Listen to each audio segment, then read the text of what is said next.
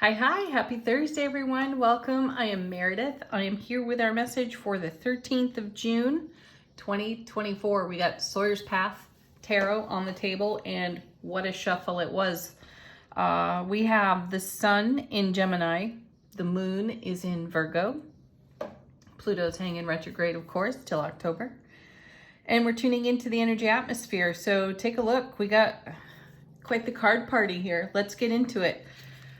Tuning into the energy atmosphere, of course, what's being offered up to us, what's being served up to us according to tarot. What do we get to enjoy? Our first card, Queen of Pentacles. Nice. So Queen, like the King, they are masters of manifestation. Obviously a topic we've been all over for months and months. And if you're listening to some of your favorite astrologers on YouTube, I highly recommend you do. There's a lot going on with the planets. And there's a lot of rich opportunity for us to be using our superpowers of manifestation to create just exactly what we desire to create on our foundation. And it's quite an adventure, isn't it? Lots of stuff coming up. And by stuff, I mean, people are talking about their ascension symptoms, body symptoms that they're having as they up-level, upgrade, shift frequency, and manifest. The whole process, which we saw for a while there with the Death card and the High Priestess showing up together, you know, being made aware of what requires transformation to make way for the incoming. So this Queen is a master of all of that. And take a look at her artwork here.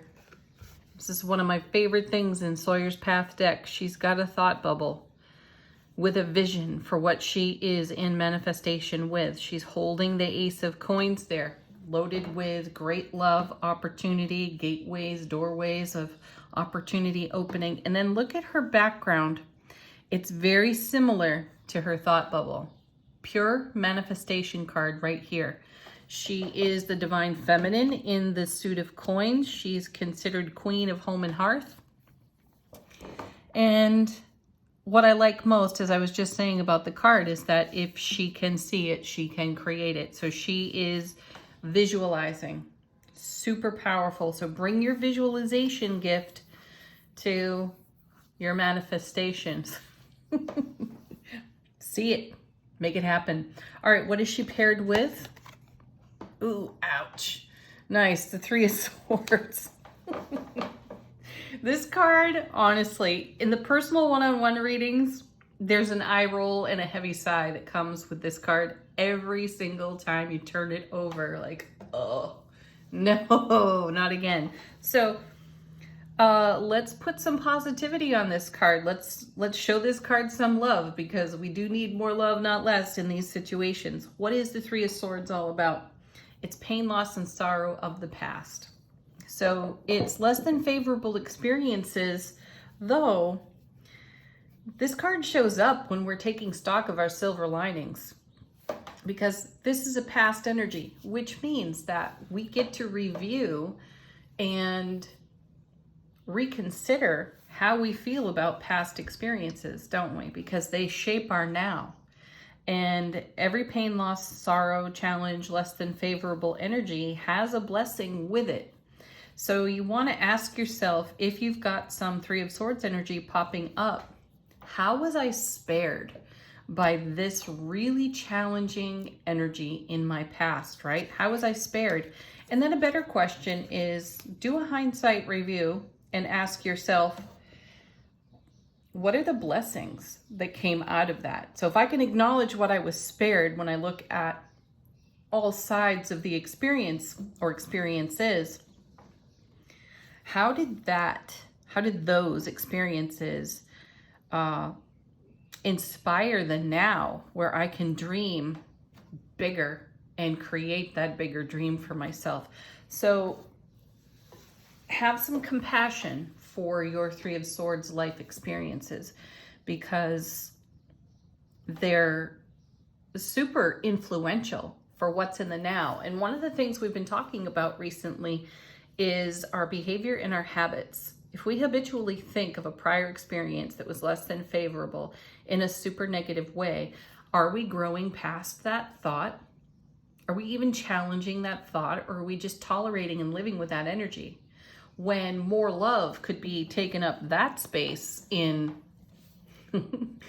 in our spiritual body and on our foundation, right? So what are you living with that you find intolerable, that you are attached still to the prior outcome, that's not feeding your now moment in a way that could create blessings? Consider it in that way, and then ask yourself, is it worthy? Do I need to continue to recycle that old energy and tell myself that old story? Is it actually contributing to what I'm up to today? Next set, 3 cards. Tarot's got a story to tell today. I like that. Oh, yeah. Here's the 2 of Cups, because wouldn't you rather show up in the way you desire to be met? And if you're hanging on to some bookmarked 3 of Swords experience, again, ask yourself, is it inspirational in any way? Is it helping you in the now? Or is it holding you down, holding you back? Now, the other thing I'm picking up on here too is that as we visualize and we embrace the now moment and all that is flowing into the now moment and our oncoming, absolutely we want to show up in the way we desire to be met. Yet when we do, anything in opposition to that is also going to reveal itself. And you want to ask yourself, how do I want to embrace this? So keep coming back again and again to more love, not less.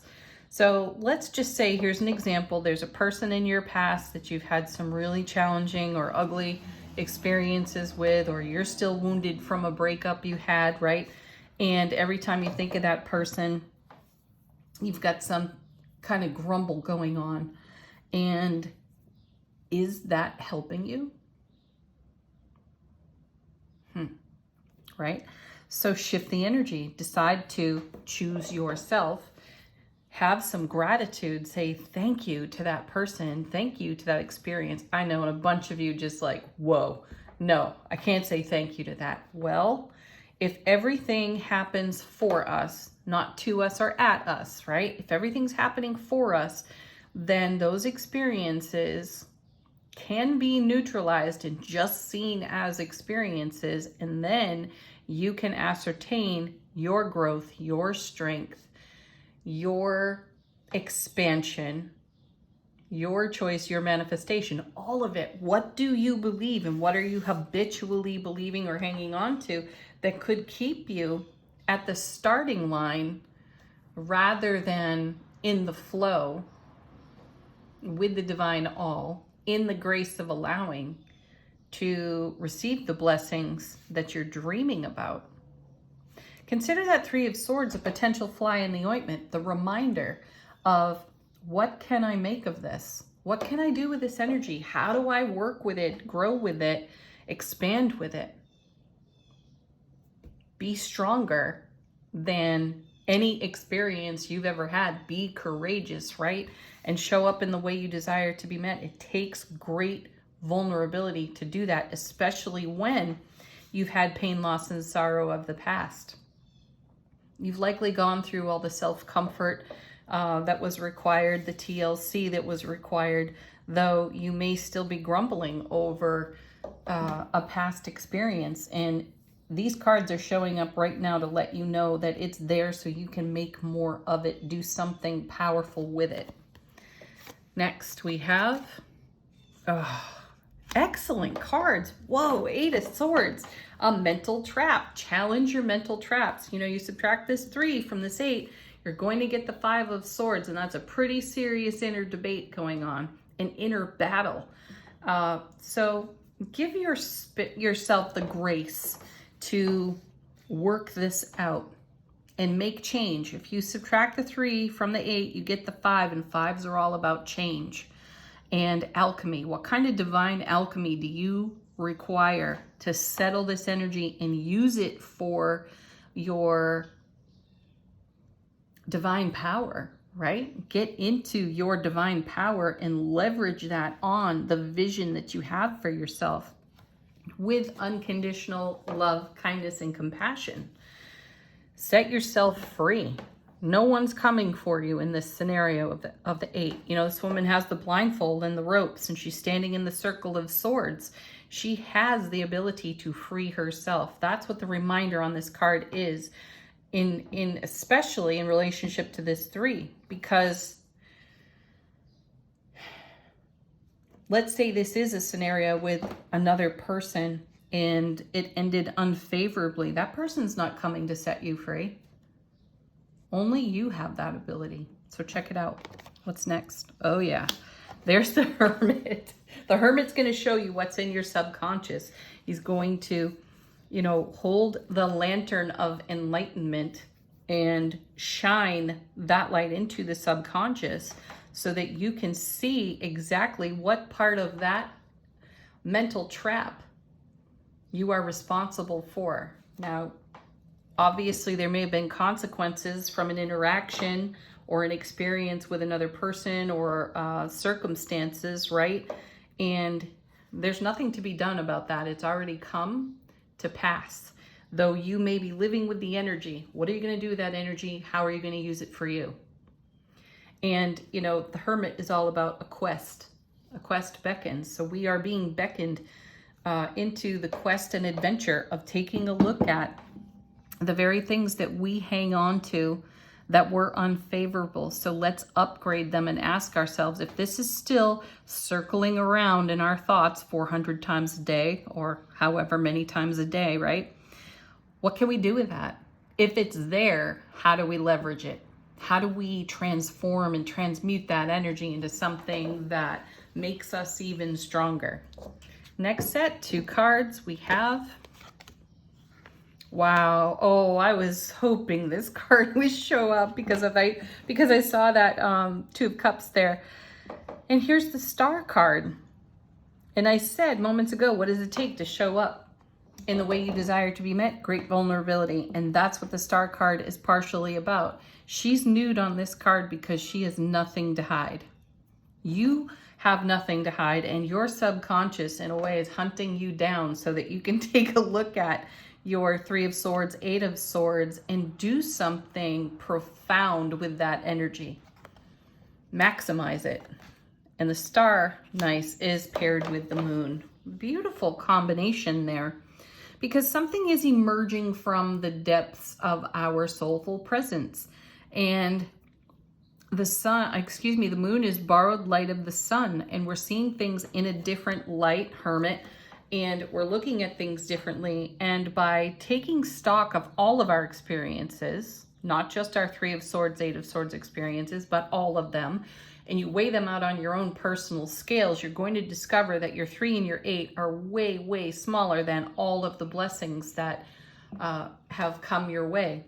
So why allow the 3 and the 8 to be a pebble in your shoe unless you're going to use that energy in a positive way for yourself? And I feel like the cards are dropping the gauntlet. They're dropping the challenge at your feet and saying, okay, it's time.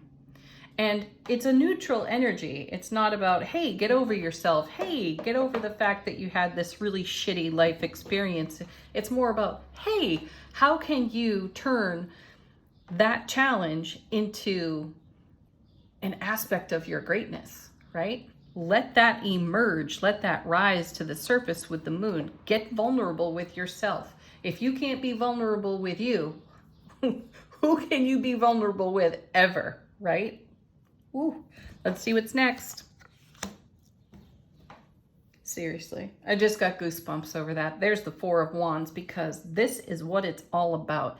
It's celebrating the love, the light, the peace, the amazing soulful presence that we are. This is the happiest card in the minor arcana of tarot, and it's a super stable foundation. And we're making it more stable by taking a look at our 3 and our 8 and the alchemy of the 5 that they create. And we're going on the adventure and the quest with the Hermit so that we can turn all of our challenge into more defined and inspirational aspects of our manifestation to continue to create a solid foundation over here with the 4. Let's see what's on the bottom of the deck. How is the multiverse helping us behind the scenes? Beautiful. Two of Pentacles now. Not a card that we see often. And I did say something about balancing our own scales here. And this is a card about keeping everything in harmony, keeping everything in balance, and making the most of everything on offer to you. And you have the light of the sun shining above it. The sun being the happiest card in tarot. Excellent.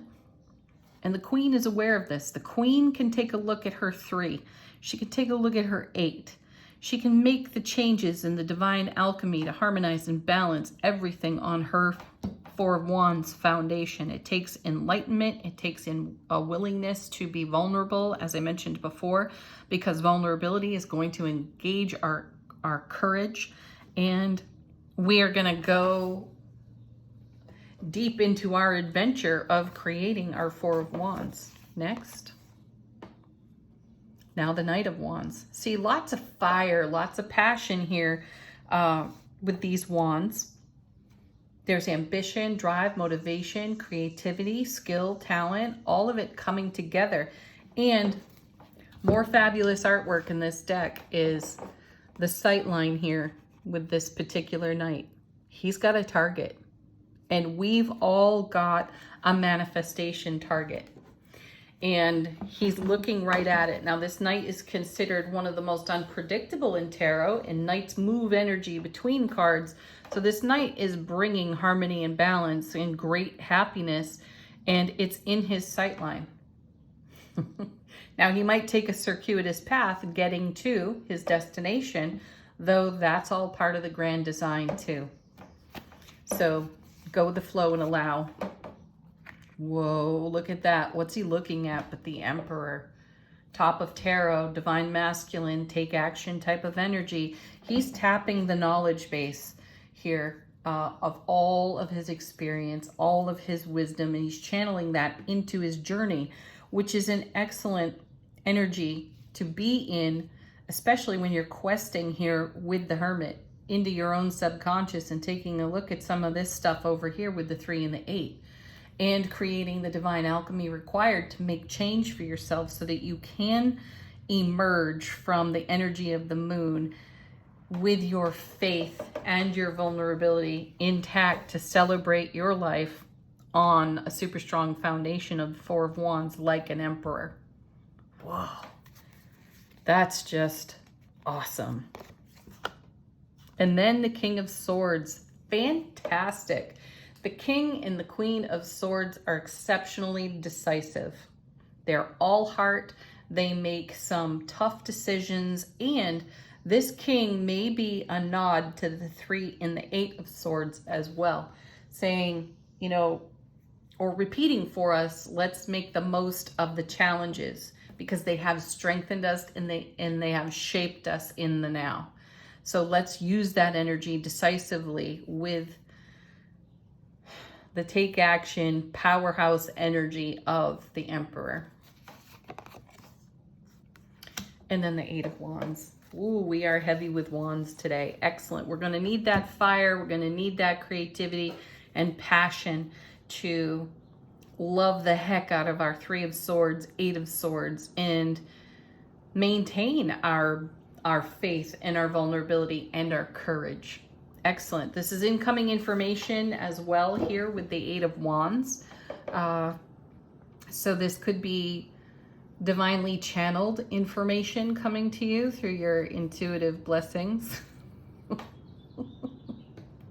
I'm going to change. Okay, this is based on a conversation with someone very near and dear.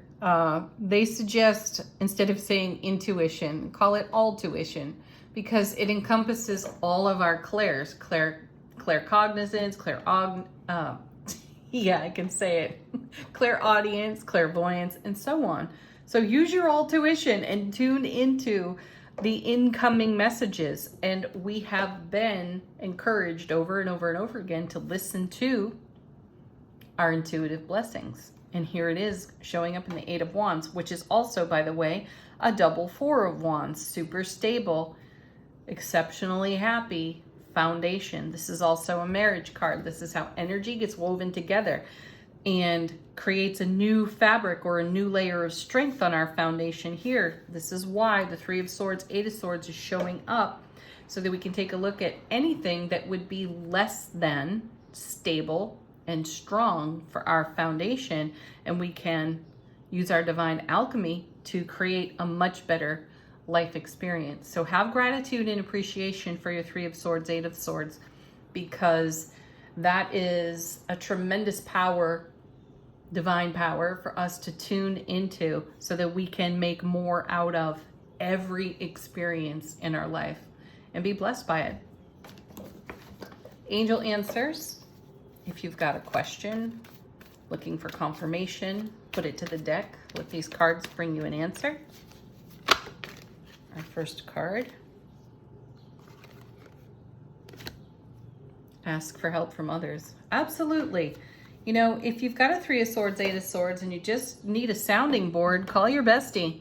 Talk to your best friend and sort out some of these details in a positive, compassionate, and solution-oriented way. This isn't about rehashing old details so you can make them part of your foundation.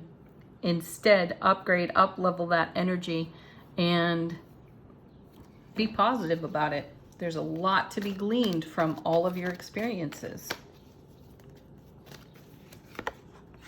Be assertive, no problem, not with that King of Swords and the Emperor sitting right there. Opportunity, yes, this is a divine opportunity for us to settle energies that have been unsettled. It may be a little uncomfortable in the moment, though it's a blip. It's a blip on the radar. Next, we have meditation brings answers. Yep, be contemplative and thoughtful in your compassion. Your all-tuition will bring you the answers. One more. Trust. King of Swords, Emperor, Queen of Pentacles. One more time. Even the Knight of Wands. Trust yourself. Trust all the decisions you're making and that you're moving in the right direction.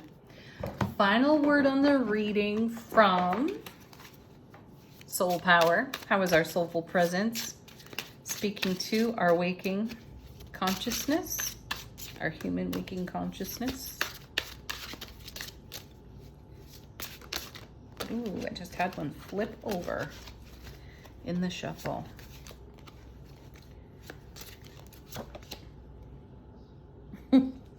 How cool is that? We get the navigation card. Where are you going? Where do you want to go? How do you want to rise on this moon card? Great question. Allow your soul to guide you. Look to the star card. Look to your inner star, your it. Navigate by your heart. Have a beautiful Thursday, everyone. Peace, love, blessings, happiness. Go have some fun today. Namaste.